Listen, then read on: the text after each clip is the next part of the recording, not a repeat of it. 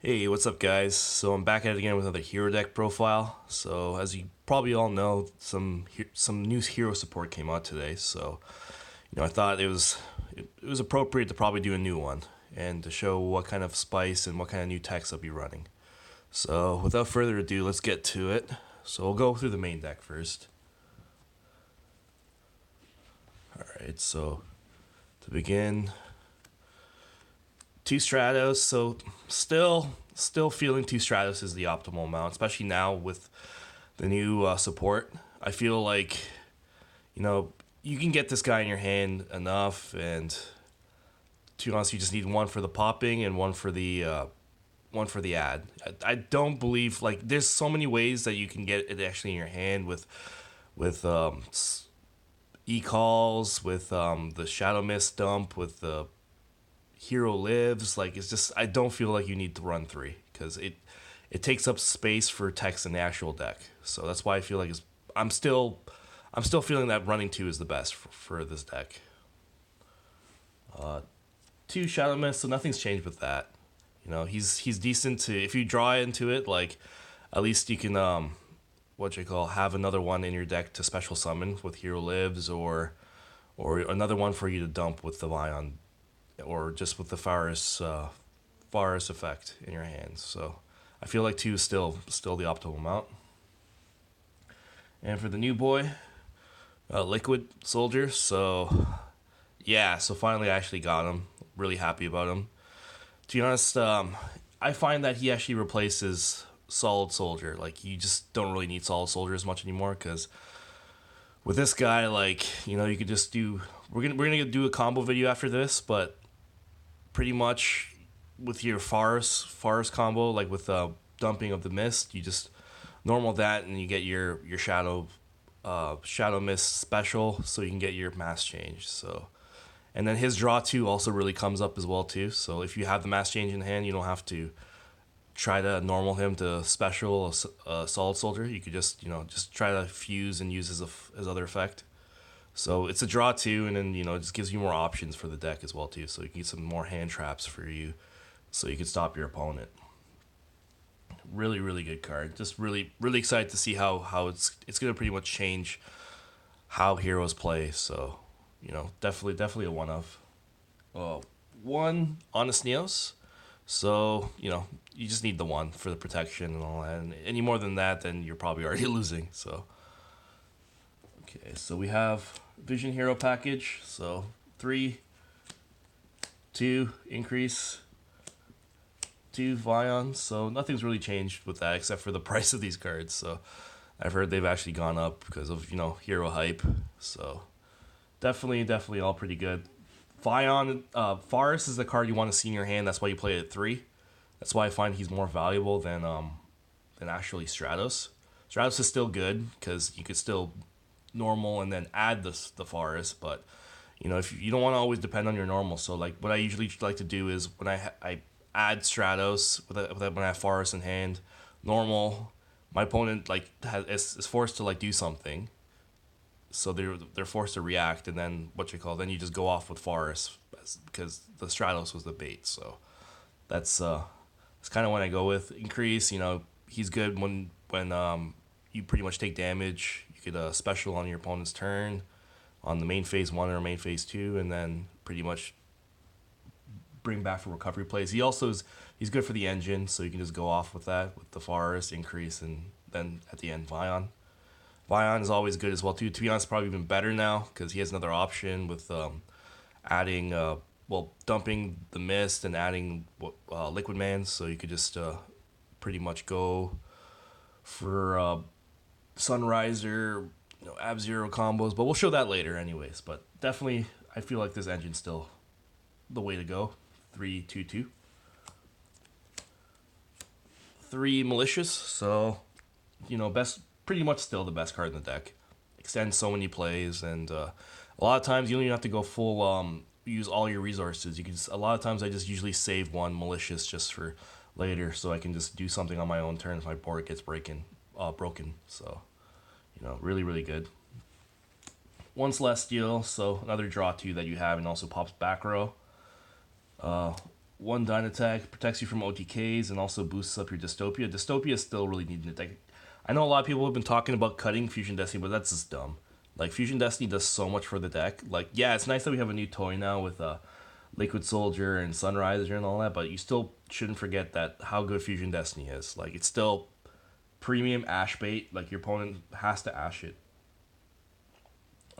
Because most of the time when you resolve it, you can win the game. So, and then one Plasma. So also a lot of people were also talking about cutting Plasma as well too, but he definitely comes up.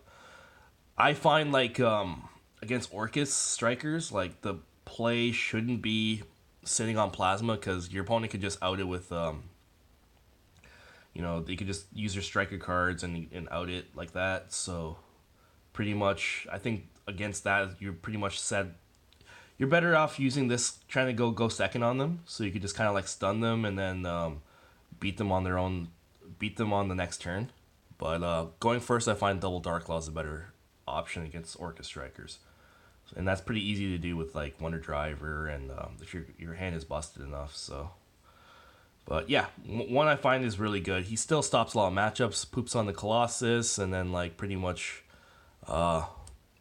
decks that rely on their effects. So like if you can get them on against pendulums and stuff, shut off their effects, then you're pretty Gucci.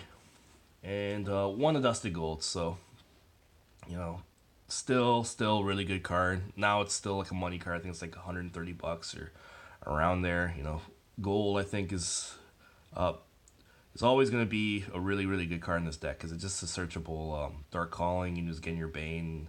He's good for like backup plays, which this deck really needs when your boards are broken and stuff. So, and yeah, so that's it with the hero stuff. So for the hand traps, we have two Phantasme. Phantasme still I find really good in this format. You know, a lot of people are saying they're gonna drop it in MR5 because a lot of people are gonna probably be using other decks that don't really need links. But I still think he's still gonna come up over there. Not as much, but definitely still needed until April because a lot of people still are relying on links. So, and then when your opponent doesn't have links, then you just side it up pretty much, and it just does so many things. It does three things for you. It just fixes your hand, gets you more cards in your hand. Gives you a negate when you're going second because this is blind second, and yeah, you can also when you negate something, you get to discard something. So when you have cards in your hand that you don't really want, so like a malicious or even a shadow miss, you can plus up that as well too. So it just adds so much advantage for the deck. And also it's coming down in price too, so I think a lot of people should kind of like get it, at least for now. It's not no longer like $120, $130 card. It's like I think it's more down to 60 or 70. So for definitely competitive play, I think you should really consider playing it or trying to get it. And then two Skullmeister. So yeah, like to be honest, I found that Ash wasn't really that good card in this format, to be honest, because a lot of the times your opponent could play through Ash or like when you draw into it, like you can't really do anything on your opponent's turn. With at least Skullmeister, you can at least do stuff with against your opponent. So like with the against Orcus, if you were to draw into it and like a lot of times when you dump with the when you what you call Ash your opponent's Greffer or something, they might be able to discard like a valuable Orcus card in grave, so it can still go off, right? But with Skullmeister, you can hit the proper cards in grave and negate that will cause them to stun their board even more so. So and also even on your turn, if you draw into this, you can at least do something with it. If you draw into Ash, you can't really do much really against that Orcus board because they have everything in grave and all that. So when they have the skeleton, you want to get the Dingu on the board, you just chain with Skullmeister, and then it stops at least the Dingu getting on the field. So you have stuff to do. So I find like he's really cool. Plus he also looks really cool too. So Ash might come back. So, I'm just for now. I think Ash is just really good for the rogue decks, but against the meta stuff, against like Thunder Dragons, against even like Salads, you could actually hit like Spinny with Skullmeister, and then like kind of stop their board from them actually going to their Link 2s and going so forth with their boards and all that. So yeah, definitely a good card. Also T-Drags, hit Thunder Dragon Fusion, hit the Dark So yeah, definitely, I think I feel it's really good against the meta. And then three e-calls, self-explanatory. You want to search some e-heroes. So now you can search Liquid Man as well too. So which is really cool. So if you want to kind of like, and also it's a good Ash bait card as well too. You can get your Honest Neos, and I find it's still worthy to run at 3. You know, I know a lot of people running it too, but I think it's good to have more options. So 1, 2, 3. Mass change, pretty self-explanatory. We play mass heroes in his deck, so you need mass change. You know, it's good to dodge targeting as well too. So you know, definitely needed for the deck. 3, Fusion Destiny. You know, I know a lot of people are cutting this card, but don't cut this card. This card is really good. You know, it just, you can get some 1 card plasma. So you know, you can get your dystopia on the field, and that's pretty much, you know, try to out there can only be one. You know, Konami needs to really do something against that card because it's very oppressive. So you have that, you pop that, and you can just go off and make your other plays, and then, you know, have Mali engrave, and then pretty much pop off, and then, and yeah, you know, it's really necessary for the deck.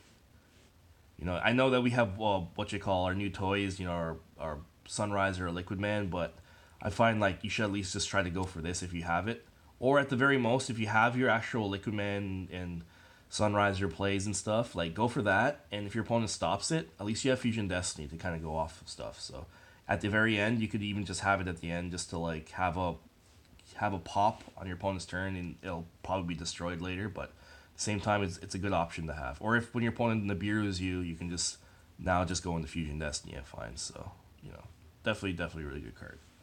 1 hero lives because we only have one. I'm hoping Konami brings it up to 2 because it add a lot more power for this deck. I'd probably, if that was the case, I'd probably cut off one hero lives. So you know, we'll see how it goes. 1 poly because it's searchable. Vafion. 1 dark calling.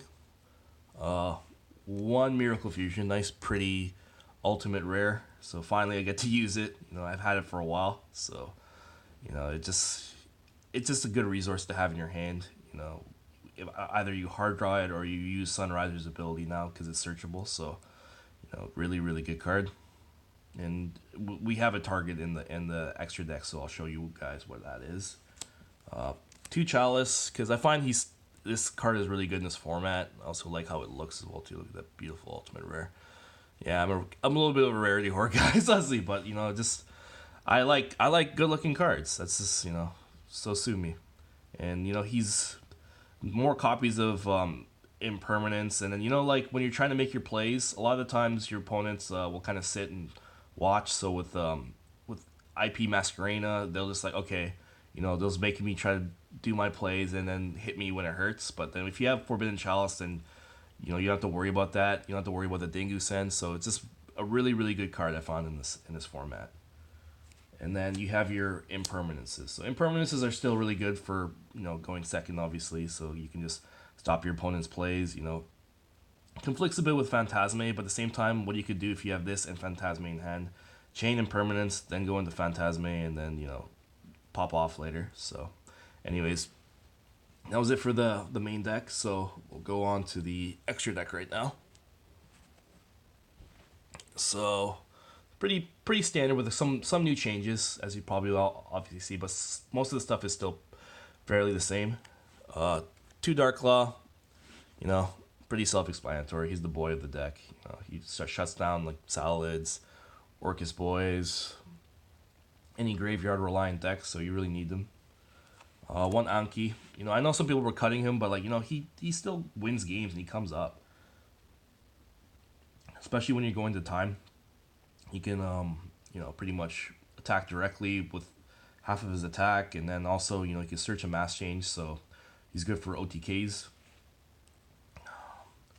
1 Blast, because, you know, this is really good, especially when you know, you have no other plays against a normal Stratos, and your opponent tries to stop it with Imperm or or Effect Failure. You know, you can just at least change out of that, so you can still get your plays going. So definitely good with that, and usually add Forest or, you know, a Dusted Gold or whatever, right? So definitely good. And Ab Zero Acid. Yep, it's back, boys. So it's so easy to do in this deck. You know, usually with Sunriser, you could just get Miracle Fusion, and then with Miracle Fusion, when you have Liquid and Grave or Hand, most of the time you will have Liquid in your Grave because you'll use Polymerization to fuse Liquid and another hero to get your Sunriser, which is this card over here. So you can get your Miracle Fusion and then pretty much use your Miracle Fusion to get Ab Zero, and then with Ab Zero with your Liquid Soldier's effect in the grave, if you use it to fuse, you can sometimes draw two, and then you can hard draw the actual mass change that you need for the Ab Zero Acid combo. So it's really good. Or you can have it in your hand from before and stuff. So it definitely comes up.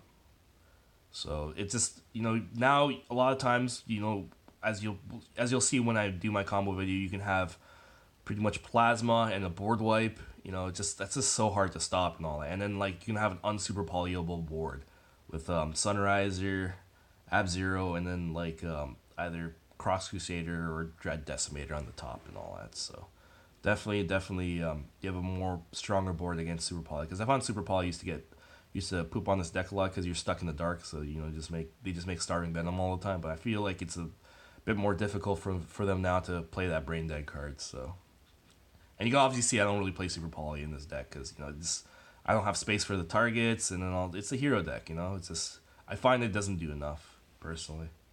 One Trinity, still the boy of the deck, still OTKs for days.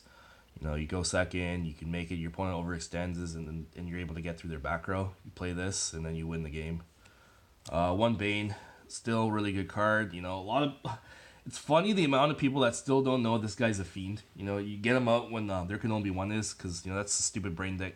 This is what I love about Yu-Gi-Oh! When people play stupid brain deck cards, they don't read cards themselves, right? So, really, really good card.